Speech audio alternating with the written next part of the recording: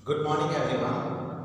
पिछले पीरियड में हमने लेसन नंबर 4 एक प्रश्न 4 उत्तर श्री प्रकाश के बारे में हमने जानने की कोशिश की थी कि किस प्रकार श्री प्रकाश जी लेखक प्रश्न पहले और दूसरे के संदर्भ में किस प्रकार वो लोगों से बात करते हैं। वो ईसाई पादरी से वो पूछते हैं, फिर उसका जवाब होता है कि आप अपने काम में गर्व नहीं लेते हो।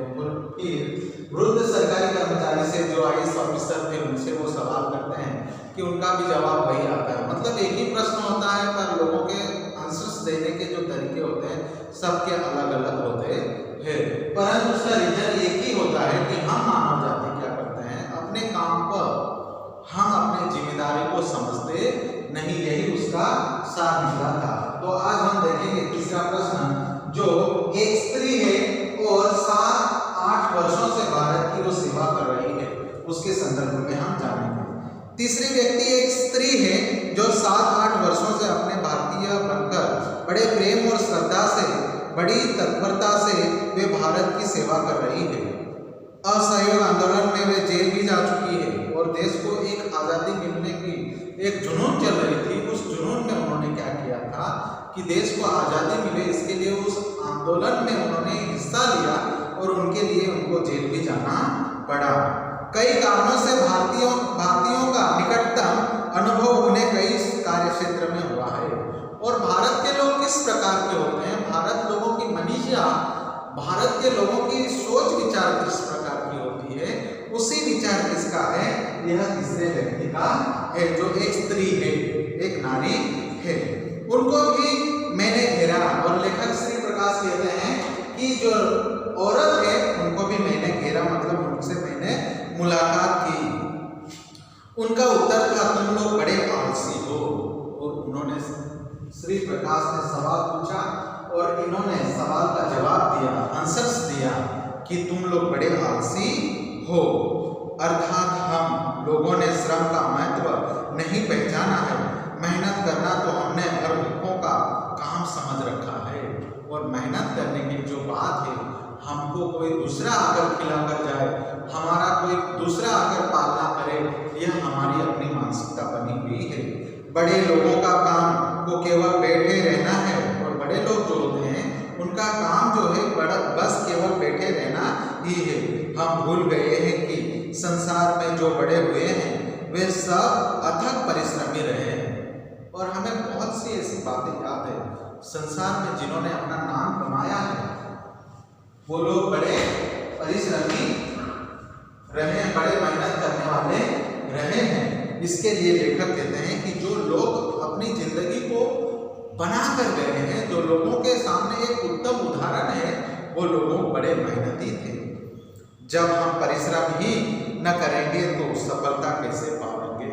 और हम प्रयास ही नहीं करेंगे, एग्जाम के लिए तैयारी नहीं करेंगे, पढ़ाई नहीं करेंगे, हम किताबों को खोलकर देखेंगे नहीं, तो हम सफल कैसे हो सकते हैं भला, हम सफलता कैसे पाएंगे। आरंभ सुर तो हम है, शुरुआत करने की दशा हमारे हाथ में है। आरंभ सुर का मतलब राक्षस होता है, इसका विपरीत अर्थ यहाँ पर लेना नहीं है। इसका सीधा सीधा हम शुरुआत करने वाले व्यक्ति हम हैं, हम तो है, पर हम में लगन नहीं है। हम कुछ भी कर सकते हैं, जो पॉसिबल नहीं है, जो नहीं कर सकते हैं, वो हम सहज रूप से कर सकते हैं, परंतु हम शुरुआत करेंगे तब। इसी कारण हम अपने रोजगारों में और अपने गृहस्थी संबंधी सार्वजनिक कार्यों में सफल होते हैं। रोने पीटने झिझकने जितना समय हम बिताते हैं, उतना ही यदि हम अपने काम में बिताए तो हम देश की काया पलट कर सकते हैं। और जो काम हमें मिला है, जो वर्क हमें मिला है, लेखक श्री प्रकाश कहते हैं कि जो काम हमें मिला है वो यदि सच्चे लगन से, सच्ची ईमानदारी से यदि हम करेंगे तो इस देश का नक्शा हम बदल सकते हैं, काया पलट कर सकते हैं। परंतु हम लोग बड़े आलसी है, बड़े आलसी है। चौथा व्यक्ति एक बड़ी वृद्ध स्त्री थी। और चौथा व्यक्ति कौन है, एक बड़ी वृद्ध स्त्री है जो वह संसार में प्रसिद्धि प्राप्त की है। वो बड़ी ज्ञानी है और बहुत तपस्वी है। मेरे कुल से उनका बड़ा प्रेम था। मेरा जो संबंध था, मेरी जो जाति थी, जैसे ब्राह्मण समाज है, पाटीदार समाज है, जो समाज होते हैं, उस समाज में उसका क्या था, उनका बड़ा प्रेम था। मेरी पितामही तुल्य थी और मेरे को आदर युक्त थी, उनको भी मैंने तंग किया और उसको श्री प्रकाश कहते हैं उनके पास में मैं गया और उनको भी मैंने परेशान किया, उनको भी मैंने तंग किया। अपने 40 वर्ष हमारे देश की विविध सेवाओं में लगा दिए हैं। श्री प्रकाश उनसे कहते हैं, किससे, एक वृद्ध स्त्री से कहते हैं कि आपने भारत के लोगों की सेवा करने में 40 वर्ष लगा दिए हैं, आपको बतलाना ही होगा कि हमारा क्या दोष है और आपको बताना ही पड़ेगा कि हमारा अपना दोष क्या है जिससे हमारी उन्नति नहीं होती और हम अपनी तरक्की नहीं कर पाते हैं। इसका मूल कारण क्या है वो आपको बताना होगा। थोड़े में उसका उत्तर था, तुम लोगों में उदारता नहीं है, जो काम मिलता है उस काम को आप अच्छी तरह से नहीं करते हैं, आप में किसी व्यक्ति या किसी काम के प्रति उदारता नहीं है, उस काम को आप समझते नहीं हैं। विस्तार से उदाहरण देकर उन्होंने बतलाया कि भारत में लोग दूसरों के आगे नहीं बढ़ाते हैं। भारत के लोगों की एक मनीषा है, कोई व्यक्ति दूसरा व्यक्ति आगे बढ़ने की कोशिश करता है तो उसकी टांग पकड़ के खींचने की कोशिश ये लोग करते हैं, इसके लिए तरक्की नहीं हो सकती है, स्वयं को ही आगे रहना चाहते हैं। और यदि आप डॉक्टर बन गए हैं तो आपका ही बोलबाला करना चाहते हैं, दूसरों को नीचे दिखाने में आप कोई कसर नहीं छोड़ते हैं, अर्थात स्वयं ही आगे रहना चाहते हैं, आप ही अमीर बनना चाहते हैं, आपके पीछे जो है उनको आप छोड़ देना चाहते हैं। गुणी नवयुवकों को अपनी योग्यता दिखलाने का मौका नहीं देते हैं और जो गुणी नवयुवक है, जो कर्तव्यवान पुरुष है, उन युवकों को, उन जवान लड़कों को आप मौका नहीं देते हैं। उनके मरने के बाद उनका काम ही खराब हो जाता है और जो कुछ कर गुजरने वाले लोग होते हैं वो कर नहीं पाते हैं, तो जब मर जाते हैं तो उनका काम का क्या हो जाता है, एक उनकी विधि के समाप्त हो जाता है। वास्तव में वृद्ध की बातें ठीक की, अंत तक पिता पुत्र को घर का काम नहीं बतलाता है। पिताजी क्या करता है, अपने बच्चों को घर का काम नहीं बतलाता है। कितने ही कुटुंब इसके कारण नष्ट हो चुके हैं। और जो कोई बाप दादा की कोई संपत्ति हो, बाप दादा के जब तक पैसे चलते हैं तब तक वो परिवार का गुजारा चलता है, परंतु वो समाप्त होते हैं तो उसकी फैमिली, उसका परिवार कैसे क्या होता है, धीरे धीरे गिरना प्रारंभ कर देता है, नष्ट हो जाने की कगार पर आ जाता है। परंतु दादा परदादा की जो संपत्ति है, जो धन दौलत है, उस धन दौलत को, उस पैसे को यदि अच्छे जगह से अच्छे काम में लगाया जाए तो दिन गुना रात चौगुना वो कर सकता है, तरक्की कर सकता है। बड़े बड़े गुणी अपनी विद्या साथ लेकर मर गए और बड़े ज्ञानी तपस्वी धरती पर आए और वो ज्ञानी तपस्वी अपनी विद्या साथ ही लेकर चल गए। इस कारण कितने ही वैज्ञानिक आविष्कार, औषधियां आदि लुप्त हो गई है और इसी कारण बहुत से ऐसे वैज्ञानिक हो गए थे जिन्होंने नए नए आविष्कार किए थे, नई नई खोजें की थी, पर वह खोज मात्र खोज रह गई, उनके मरने के बाद वो दबकर रह गई, औषधियां भी लुप्त हो गई है। पैसों में इतनी प्रतिद्वंदिता हो गई है कि और पैसे कमाने में, पैसों में ऐसी प्रतिद्वंदिता हो गई है, इतनी स्पर्धा लग गई है कि लोग एक दूसरे को प्राप्त करने के लिए बड़े उतावले होते हैं कि बड़ा छोटे के काम नहीं सिखलाता है। सार्वजनिक जीवन में तो इतनी विवश दिख पड़ती है और बहुत सी ऐसी समस्या आज समाज में हमें देखने के लिए मिल जाती है। चित्त व्याकुल हो जाता है और ऐसे चित्रों को जब हम देखते हैं, ऐसी बातों को जब हम समझते हैं तो हमारा मन जो है, चित्त जो है, भ्रमित हो जाता है, दुखी हो जाता है।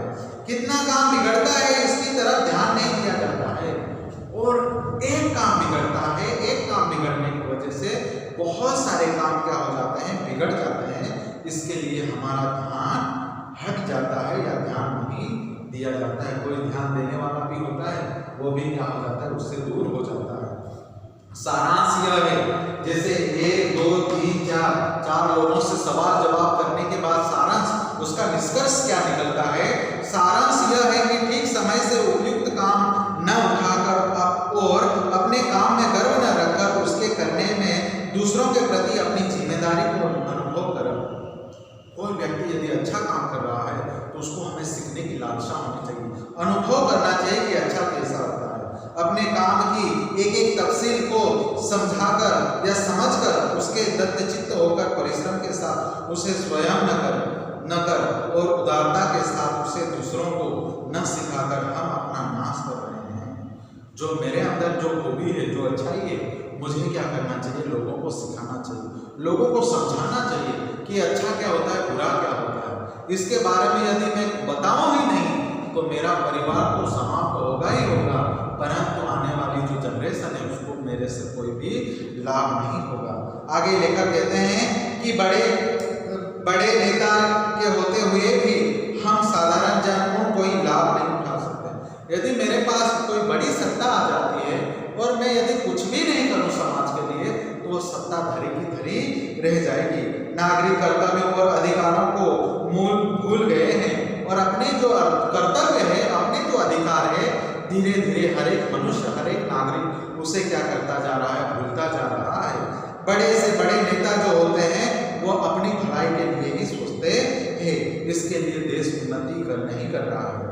हम उनकी मूर्ति की स्थापना करते हैं, उनका जय जयकार गाते हैं, जैसे हम भगवान की मूर्ति स्थापित करते हैं, उनकी पूजा पाठ करते हैं, उनकी आरती उतारते हैं, पर उनके मूल्य, उनके आदर्श, उनके अच्छे गुण हम ग्रहण नहीं करते हैं, बल्कि हम एक आडंबर करते रहते हैं। फूल हाथ चढ़ाकर उनकी क्या करते हैं? पूजा पाठ करते हैं, वो दिखावा मात्र करते हैं, परंतु हमें क्या करना चाहिए? उनके आदर्श, उनके अच्छे गुणों को हमें क्या करना चाहिए? स्वीकार करना चाहिए। हम उनके कहे अनुसार चलते नहीं है, भगवान के बताए हुए रास्ते पर हम चलते नहीं, बल्कि बस हम ढकोसला करते रहते हैं। उनकी मूर्ति की स्थापना करते हैं, उनका जय जयकार पुकारते हैं और धर्म की इतिश्री समझते हैं और वही हमारा धर्म समझते हैं। हम उनके कहे अनुसार चलते नहीं हैं, आदेशों के अनुसार अपने जीवन का संगठन नहीं करते हैं। यही कारण है कि हम वही के वही है, बस हम पुजारी हैं तो पुजारी है, दूसरों के घर पे जाना, पूजा पाठ करना, मांग कर लाना, अपने परिवार को चलाना, बस वही के वही है। यदि हम ज्ञानी है, तपस्वी है, तो हमें अपने बच्चों को डॉक्टर, इंजीनियर, वकील, कलेक्टर बनाने की उम्मीद रखना चाहिए। हमें उसको पूजा पाठ में धकेलना नहीं चाहिए, बल्कि हमारे भगवान से अच्छे गुण क्या है, उनके बताए हुए मार्ग पर हमें चलना चाहिए। संसार वेग से चला जा रहा है और यह संसार बड़ी गति से चल रहा है। हम तटस्थ है, सामने सब कुछ है, जो आकर हमारा काम कर दे, दूसरा क्या कर सकता है? जब हम यह कुछ नहीं करना चाहते, यदि हम ख्याल रखें कि देशभक्ति केवल व्याख्यान देने में नहीं है, देशभक्ति यदि लोगों के दिल में जगानी है तो बस बड़े बड़े भाषण देना है, बड़े बड़े लेक्चर देना है, उससे यह काम नहीं चलेगा, बल्कि उसको हमें क्या करना पड़ेगा? निभाना पड़ेगा, उनके करीब जाना पड़ेगा, उनको समझाना पड़ेगा और देशभक्ति के बीज हमें क्या करना पड़ेगा? अंकुरित करना पड़ेगा।